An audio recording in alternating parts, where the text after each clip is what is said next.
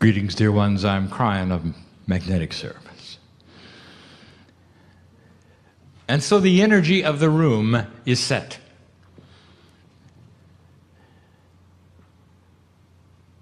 And what does it mean to you? And how many of you believe that you will leave the same way you came? For the one in the room who has come as a favor to a believer, and you're not, what have you made of this? If you have lifted that shield of intellectualism that you have, and let in the possibility of truth that is bigger than you see, or bigger than you've been taught, where does that leave you? Have you allowed perhaps a seed to be planted, a possibility? A possibility that the planet is in the process of recalibrating itself, both physically, with the life in the oceans, with the consciousness and the actions of the humans around you. Or do you think all of it is a coincidence? That it does not affect you? And I will say to you yet again, dear one, that you may be a shaman and not even know it. You may have been brought here one time and you will never be brought again. This is the opening, the opportunity of possibilities. It's not something to join. It's something to ponder. Could it be that the love of God is the core of you? And that you have felt it several times in your life and didn't even know what it was? Could it be that you are one who does not wish to go to this place of belief because you've been there before and it hurt and something happened and everything in your cellular structure screams, don't do it again? All of those things are in the room.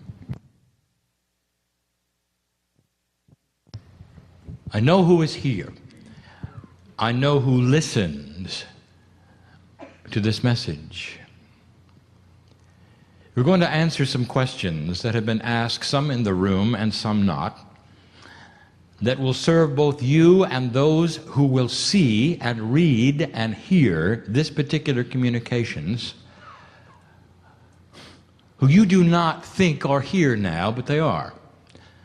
Now this is confusing, and I've said it many times before. I know who's listening. I know who's reading. For there is no time on my side of the veil. There is only the potential, and the potential is therefore manifest in the now. It may take weeks to transcribe what you believe is happening on your clock right now, this moment. But after the transcription, and all of the editing and the publishing, it will therefore be in writing, and someone is reading it right now. And I see you there doing it. And that sounds so odd to those of you who sit in the room. There is a reader who needs to see these words that I'm about to say, and I know who this is. The potential is so great that I can say it's a reality. It's already been manifested. See, you're reading, aren't you?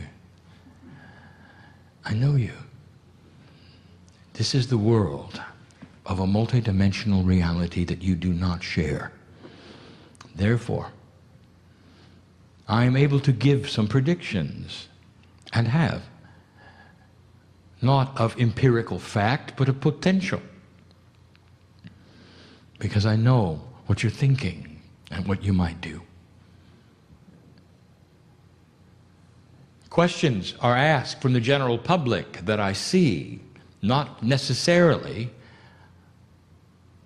from light workers or old souls. A week or so ago, I gave a channeling called The 6 Questions. My partner, who is an engineer, recorded it, and it didn't work. This frustrates him because he knows better. He knows how to do things, and it didn't work. And he was depressed because of it, because he felt he had done a good job. Well, he didn't. It could have been better. And yet, there were those in the audience who recorded it. And I told him we'd probably give it again.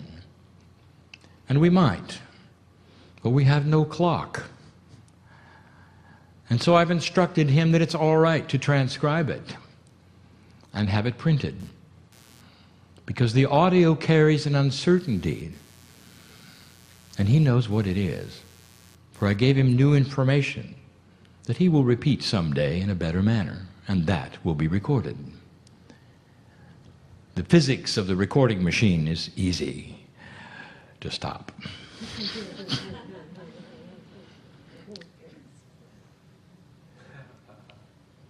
Question 1 for the day.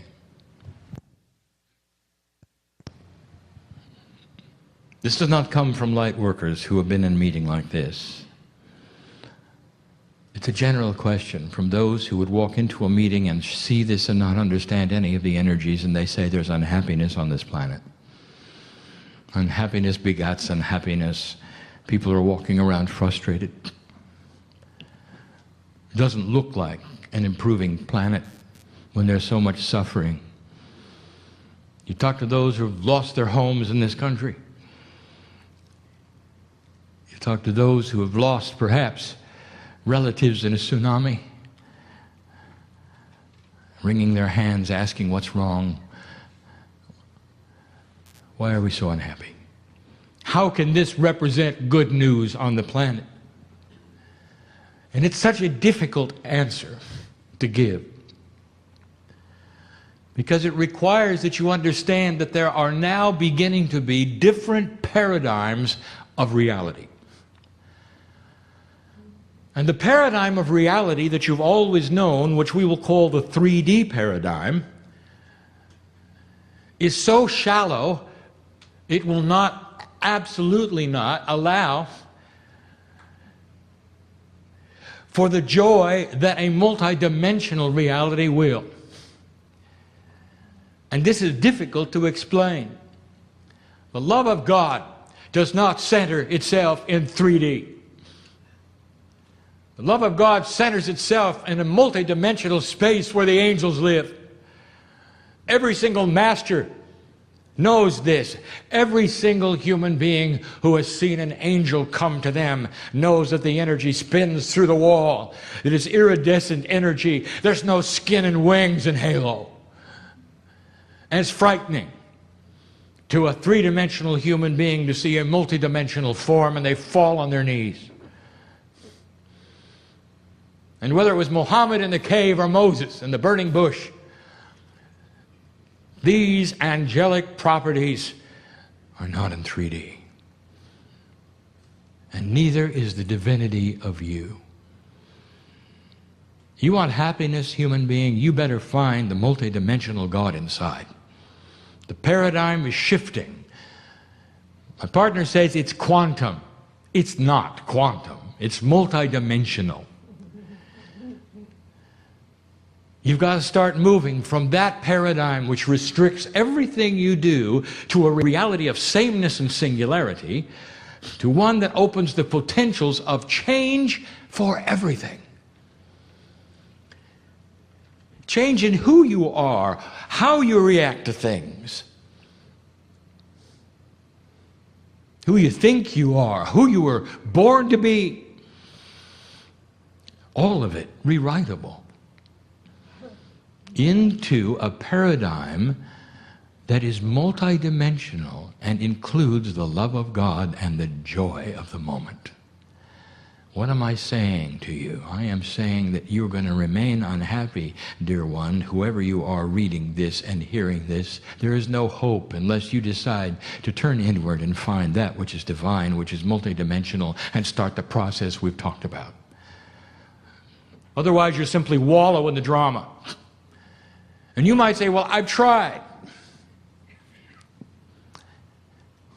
Trying is not doing. And you know that. There is more to the puzzle than you have experienced if you are one who says this. You've got to experience this joy and throw away all of the things that you think irritate you. Throw away all of the things you think you are in order to capture that which is grander and bigger than you ever thought could be. That is who the human being is, and I've got back up on this. For the masters of the planet faced off with you, all of them, and they named it. They showed it to you. They toyed with physics and life. They even raised the dead.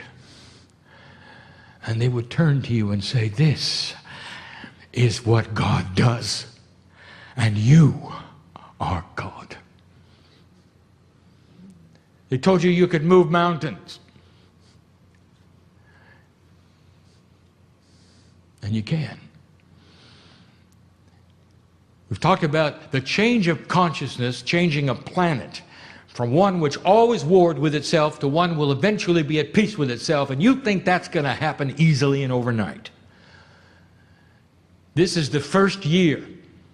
You've got 18 years to plant the seeds and 2 more generations to watch it work. This is how humanity works. It's slow. And you're impatient.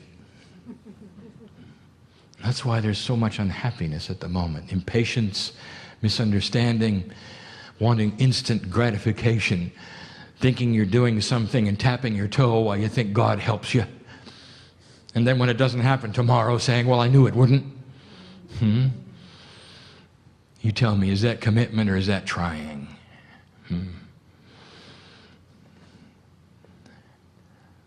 Is this too strong for you?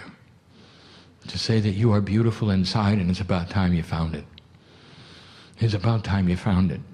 And when you find it, you settle down. You don't get as angry. You don't get as depressed. You don't react. And then people around you see you in that state and they go, you know, you're different. You're not as angry. You don't react. What have you got? I want it. And that's how it begins. You shine a light and others see it and they want theirs.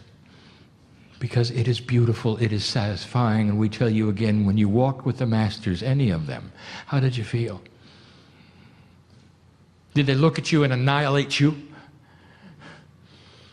Did they say bad things to you? And the answer is no. They looked at you, they looked through you, they loved you, and you were speechless. Some of you were there. And you remember, all you want to do is be in their presence. It's almost like they got a field around them, and if you can be close to them, you'll get it too. This is the love of God in a human being that emanates divinity. You're planting the seeds of ascension. That was question number 1. Question number 2, what happens when you die? This is so complicated. But I'm going to divide it into 2 parts. Both are spiritual parts. The death of the human being, which all of you in the room, are you ready for this, have experienced. All of you. There is not one newbie here. I want you to go inside for a moment. Don't you feel it? You know how things work. Get outside of your own problems and look at the planet. You know how things work. You feel it. You've been here before. It's not a mystery. This morning I asked you to examine death with me, and I told you I would tell you more about it. You know when you die. It's not the end. It's intuitive because you've gone through it. It hides, by the way, just under the surface. You're not really quite sure. But your intuition tells you it's so. There is no sting in death. Not for you. But for the ones around you, yes. So the first thing I want to tell you about death is that those around you will suffer. And sometimes that is appropriate, for it brings them to their knees, especially when you go too soon. And sometimes because of that, they find that which is inside, the only solace they'll have, which is spiritual, and your death is the catalyst for their enlightenment. Do you understand the process? What happens when you die physically? It's easy. You return to the dust of the planet. What more do you want to know? Corporeal? Easy. That's just part of the Gaia process. But let me tell you about the moment of transition. You lose 3 ounces of something that no one knows about. The 3 ounces, the communication which is quantum, everything that ever was of you, it doesn't go up, it goes down. It goes to the cave of creation. We've told you this before. It goes to the crystalline grid. Some of it even goes to the cetaceans of the earth. There is a system here that allows it to remember your life. It's stored in the planet. Your spirit comes home, but not your Akashic record. It stays on the planet because the planet owns it. You have changed the planet by what you've done. You're not taking it with you. And you come home.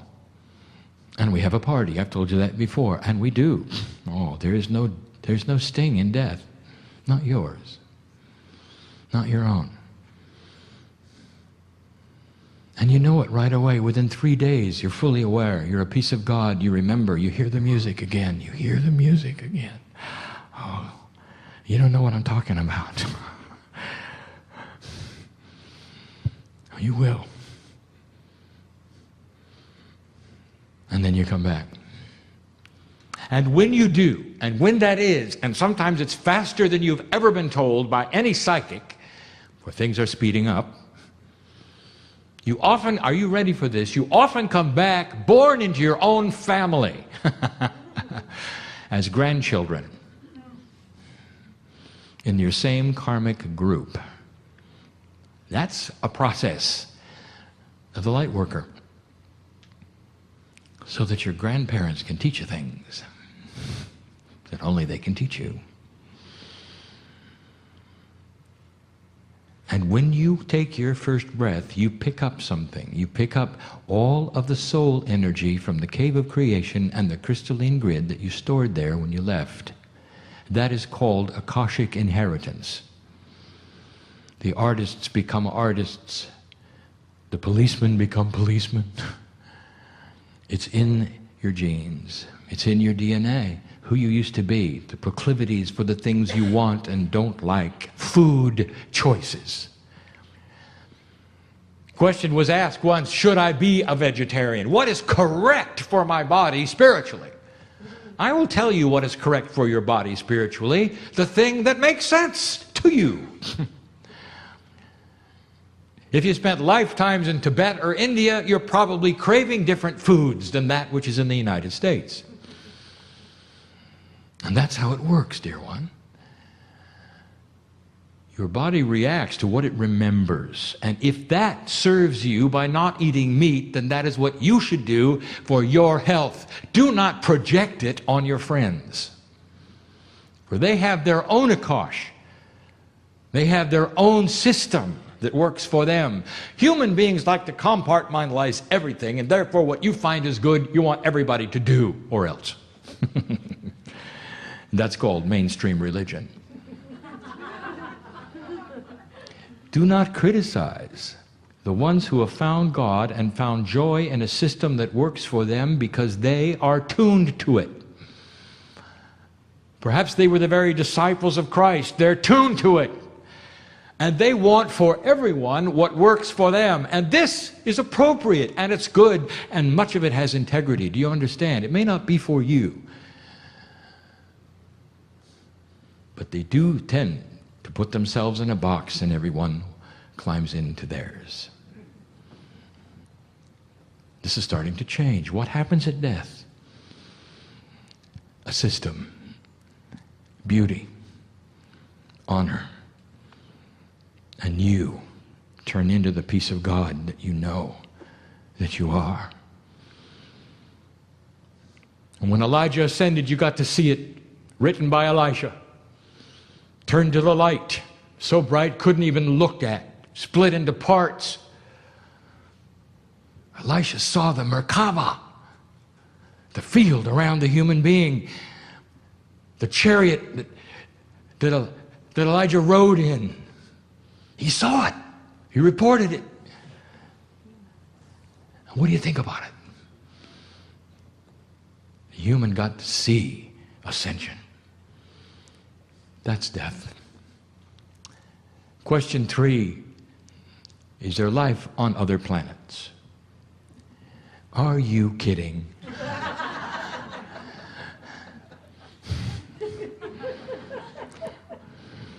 There's life everywhere. Everywhere.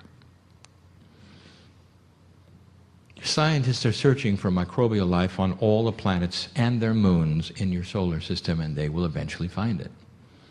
And they will know that the seeds of life is everywhere. Then they'll project that. How much life might there be? How long has it been? And then something will occur to them. And I will call it the total illogicness, if you want to use that word, of their own human history. How old do you think the universe is? All right, yours. How old is your universe? And your scientists, well, we've got about 13 billion. That's okay. Let's use their numbers. And your own planet, all 4, 5, maybe? How old is humanity? Why weren't you here with the dinosaurs? You think the earth wasn't ready? Do you think that perhaps that which controls evolution was a little too stupid to make a human, but they could make a dinosaur? Have you ever thought about these things? If you put the earth's entire history and made it a 24-hour clock, life itself only started in the last hour, and humanity, all of civilization, happened the last few seconds. Isn't that odd to you? Therefore, in a universe that may be 13 billion years old, you arrived in the last few seconds. Did you ever think maybe you're the newest ones on the block? And if you had that thought, you'd be right. And let me tell you that if the universe is that old, do you think perhaps there are civilizations in your galaxy that might be 1 billion or more years older than you? And if there are, do you think perhaps they have gone through anything you're going through? And if that is the case, do you think any of them have gone into a quantum ascension status? And I will tell you, there are dozens. I can give you some of their names, but I'm not going to, because you already know, and you've listed them. And the ones who directly seeded you are called Pleiadian. And the ones who seeded them may even be Arcturian, and the ones that seeded them maybe even Orion. They're everywhere. And they're all here as well. They're looking at you, for you are the ones who are next, and you are passing this marker. Oh, dear ones, it's going to be a long time. The first step is peace on earth. The next is that evolution, which is going to increase your DNA propensity for 100%. And you're going to live a long time. And every time I say that, there are human beings in their intellectual mind saying, well, there is a geometric birth rate going on. We're not going to make it because we're going to overcrowd and we'll have food. And so what you're saying, Kryon, is if we live longer, it's not going to be a good thing. We're all going to be suffering. And I will tell you, if that is your thought, human being, you are assuming human beings are stupid and haven't figured out what's going on and why there is so much birth.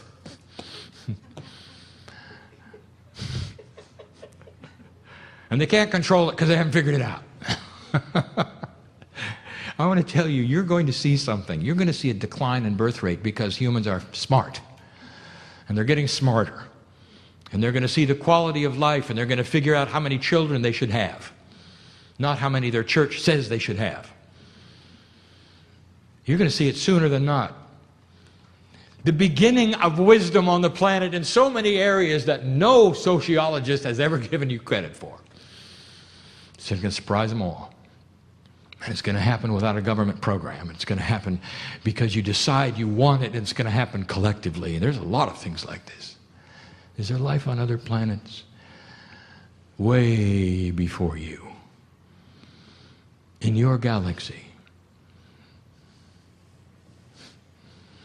Your scientists are saying, it's going to be a long time before we get to the stars, you know.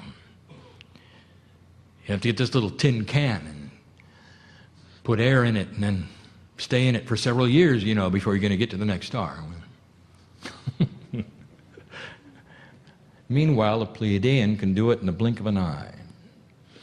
What do you think's going on there? And I will tell you, as long as you stay in 3D, you'll still be getting in little tin cans and suits, putting air in them and going to planets. As soon as you become quantum, you will simply wish yourself there, because you will be entangled with everything and can go with intent. And if you don't believe this, I will tell you, human being, you will. For what I give you is true. You will. For it will be a time that you, as a human being, right now, will be part of. It may be lifetimes and lifetimes from now, but the group that is before me is the group that is going to come back over and over and over. The difference is you're done coming back in an old energy. This is a new energy. When you come back, dear one, everything you know will be in your DNA and be on top. You're not going to have to go through what you did before. As soon as you decide to look around and open the door, everything you've learned this time around will be right there. I want to tell you, this is the attribute of what you would call the child of new consciousness, which you have labeled with a color, indigo. The child remembers who they are. They remember so much, they are conceptual. And you believe they have to be taught from scratch. Do you understand what is taking place? We told you this last time. We want you to examine, I'm going to review something with you. The animal on the prairie drops its calf, and within hours the calf is up running with the herd. Did you know that the calf instantly knows who its enemies are, what water to drink that doesn't smell right, what berries to eat that are poison? Where did that come from? That was inherited. And when you have a baby, nothing. Nothing. Doesn't know anything. 20 years of teaching. Aren't you tired of that? Did you ever think about why the animals have so much and you have so little? It's time for that to change. You're starting to see it even with the indigos. They come in knowing. That's why they're so impatient. You're trying to teach them things they already know instinctively. Just like the calf on the prairie. They come out knowing. Some of them try to teach you. That doesn't always go well. That was question 3. Question 4. What about all these conspiracies on the planet? All manner of things you've heard about now for decades. I'm not going to name them. I'm going to let you name them in your mind. What humans are doing to humans, what governments are doing to humans, the poison that's coming here and there, the mind training, the control, the governmental secret organizations, all of these things. Kryon, are they correct? So I'm going to give you a litmus test and ask you to decide. What are you seeing today that I told you about over a decade ago when I said there'll come a day when everyone talks to everyone and there can be no secrets. You're starting to see the fact that there can be no secrets. They're being leaked openly all the time. So do you think that there can be someone with a group of people that would involve thousands of human beings all winking at each other saying, be sure not to tell them about you know what, and have it last for decades? Even on their deathbeds, they're not telling anything. No secrets are coming out. The only thing you're hearing is other human beings telling you what's happening, giving you their testimonies of what they've seen and what they've heard. I want to tell you, it doesn't work that way, not today. People cannot keep a secret. When everyone talks to everyone, you cannot have these kinds of conspiracies. That's the litmus test. If it's real, you'll know it. And you're going to know it soon. And yes, there are some conspiracies, and you're going to know it, and you're going to know it soon. Because in this day of what you have in global communications, all together, personally, socially, media, no one can keep these kinds of secrets, especially if it takes a lot of people to pull them off. You see what I'm saying? So start getting smart. Don't believe everything you hear. And understand that these things, even though sometimes they may seem like they've been happening, because you got a lot of evidence, the true evidence is anyone coming forward? Are there any leaks? If any of them ever even talk to each other, somebody's recording it somewhere, somehow. Where is that? I think you see what I'm saying. It's time to use spiritual logic instead of fear. Some people very attracted to this. They spin in the drama. They love it. You know who they are. Fifth question and the last one. Dear Kryon, if the New Age is accurate and true, and if these truths are so powerful as you say, why are so few involved?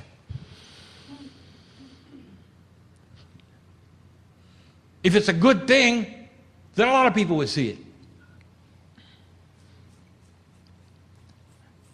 You know why? Because it goes against your reality. Let me take you back a few years in medicine.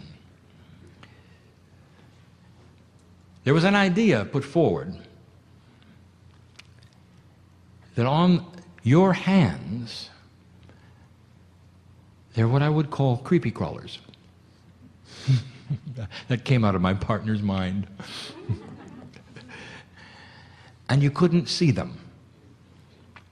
And they carried disease. And so it was put forward that you ought to sterilize everything you could to keep the creepy crawlers from getting into other people when you touch them, when you operate on them. And it was funny. And they laughed and they laughed. Imagine such an idea. The operative word is germs. And then they found them. And there are. You can't see them. And they're all over your body. They're in your hair, they're in your skin. And then they realized what sterilization could do and why some of the things were taking place. It was not intuitive. It actually was very difficult to show it, and then they believed. And where am I going with this? It takes a consciousness of believing something that does not occur intuitively. In fact, it goes against the grain of what you think is real, laughable. Creepy crawlers on your hands. They carry disease. Who would think that? And the microscopes got better, and there they were. The human being is born into a reality that says they are nothing. They're small, God is big. The reality and the paradigm of an old energy says you worship something bigger. And if you look around the planet, that is the reality of almost all spiritual belief. You prostrate yourself in front of God, you kneel, you cry, you suffer, you climb steps, you do penance. You're not worthy. That is the energy of humanity. And you wonder why they're not attracted to something that says God is inside and you're beautiful and magnificent. That's why. It's like the creepy crawlers on the hand. Doesn't make sense. Laughable. Stupid. Silly, they say. Those of you in the room who call yourselves light workers and are holding energy for this planet and know about the love of God in your life, you've been running against the grain for a long time. Because the paradigm is not with you. It hasn't been with you, and it is changing. Yes, this belief system is different, for it has no structure. And there are no buildings to report to, and there's nothing to belong to, and there's no tithing, and there's no programs. There's no hospitals, there's no schools. It is simply a belief system that is personal, true, and it says God is in you. You are magnificent, and you can change the planet. Actually, your life will change everything for the next generation. It's slow. Because what you do, every puzzle you solve stays here and changes the vibration of the planet. If you're still wallowing in the old puzzle, you haven't solved anything. I'll tell you, when you leave, your record will say, didn't change anything. And you'll come back and try it again. Now, some people call that karma. Are you ready for that, or would you like to shift it now? If you're sitting here, you're shifting it now. That's why people don't see it like you do. They don't see the beauty and the magnificence. They're blind to the idea that you're as big as the Creator. That there may be a system which makes God bigger than anyone has ever taught you. And that is why I am sitting here at your feet. That is why this entourage is in this room holding your hands, because we know what you've done. We know where this is going. The potentials are grand, and it's not going to happen overnight. And there may be some wars. And there may be sorrow coming. And yes, there could be additional tsunamis and all manner of things as part of the recalibration of a planet that is going through the pains of ascension. And it's what I told you 23 years ago and what I stick to this day. There come a time when my partner is gone, you can still hear these words, you can still read these words, and he'll be back doing it again. He knows where he's going, because I've told him. One step closer to a healed planet, one step closer to a peaceful planet. It's going to take 2 generations before you really notice it. But when you do,